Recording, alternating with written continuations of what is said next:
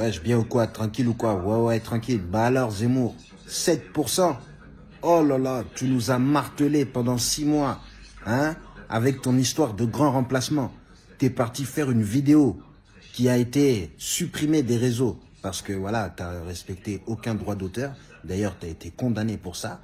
Et en plus, t'as été condamné pour d'autres crimes qui ont été, bien sûr, notés dans ton casier judiciaire. Mais là, t'as voulu être président de la République et tu fais seulement 7%. Hein? Toi qui disais qu'il voulait sauver la France. Oh là là, mais heureusement que là, c'est terminé. Oh, mais toi, t'as parlé tous les jours sur toutes les chaînes. T'étais partout. T'étais même dans ma chambre en train de parler. Ouais, tu vas voir Fodjé bientôt. Ça va être moi au pouvoir. Je vais te virer. Tu vas retourner au Mali là et tu vas marier la femme que ta mère, elle a dit que t'allais marier. Tu vois ce qu'il allait me faire faire? Hein? Il est complètement malade. Mais là, heureusement, son projet est totalement terminé. Hein? Voilà, donc je reste ici avec ma petite femme. Non, mais c'est moi, arrête d'être fâché.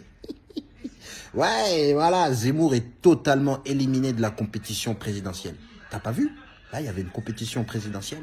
Le mec, il avait toutes ses chances pour devenir président, hein, ou au moins devenir deuxième ou participer au second tour. Il s'est fait virer comme un malpropre. Hein? T'as vu tous ces candidats, tous ces bambins? Hein? Il y en a combien qui sont en dessous de 5%? Parce que là, tu sais pas. Parce que je sais que je t'informe, tu vois. Moi, je viens, je te fais une vidéo, mais en même temps, tu apprends des trucs. Tous ceux qui sont en dessous de 5%, ils vont devoir rembourser toutes les dépenses qu'ils ont effectuées pendant cette campagne. S'il y a quelqu'un qui a donné 1 euro, qui a fait je sais pas quoi, même qui a acheté un croissant, il est en droit d'aller récupérer son dû. Tu vois ce que je veux dire? Donc si pendant la campagne, il y a des gens qui étaient avec Valérie Pécresse et qui ont dit, bon voilà, Valérie, bon, ce matin, le petit déj, c'est pour moi. Ben, même ça, tu peux aller lui dire, tu me rends mon argent, t'as perdu. Non, t'es nul, t'as perdu. Ben oui, parce que là, regarde, même Pécresse doit rembourser. Et là, maintenant, elle est venue à la télé, elle a dit, ouais, s'il vous plaît, aidez-moi à rembourser. Il y a même Jadot. Jadot aussi. Voilà.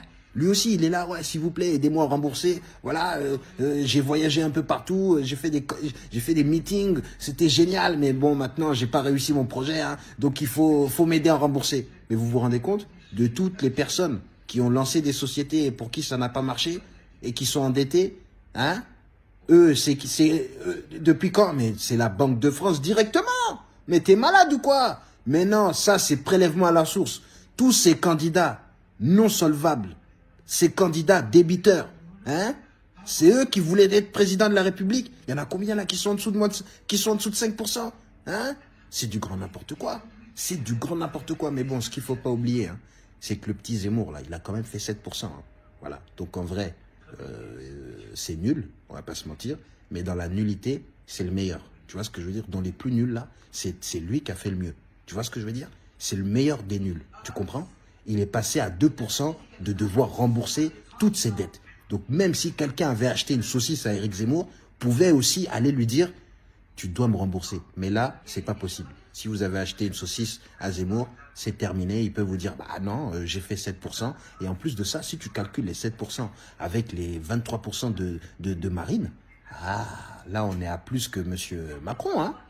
Là, il faut s'inquiéter, mesdames et messieurs. Parce que là, vous êtes là, ouais, Marine, elle est passée, voilà, il faut faire barrage, je sais pas quoi. Mais là, si c'était le deuxième tour, ceux qui votaient Zemmour, ils allaient sans doute voter Marine Le Pen.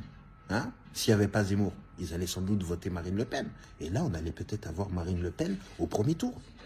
Première. Tu te rends compte de la dinguerie monumentale. Alors qu'en 2017, elle était déjà au second tour. Là, elle revient, mais j'ai l'impression qu'elle a beaucoup plus de poids. Qu'est-ce qui va se passer? Qui va voter pour Macron? Parce qu'on va pas se mentir que lui, pendant 5 ans, voilà, il a quand même fait quelques petites bêtises. On lui a dit, ouais, Macron, il n'y a pas de travail. Il a dit, bah si, t'as qu'à traverser, il y a du travail. Tu vois, il a commencé à dire des trucs comme ça. Là, il commence à s'excuser.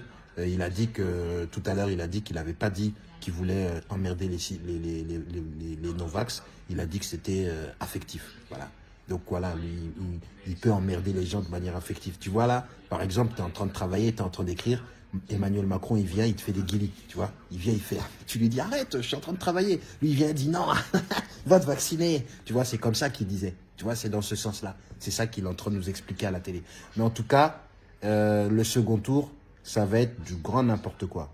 Là, il va y avoir un débat Macron-Le Pen, un match absolument monumental qui sera suivi par toute la France. Et bien sûr, il y aura un débriefing.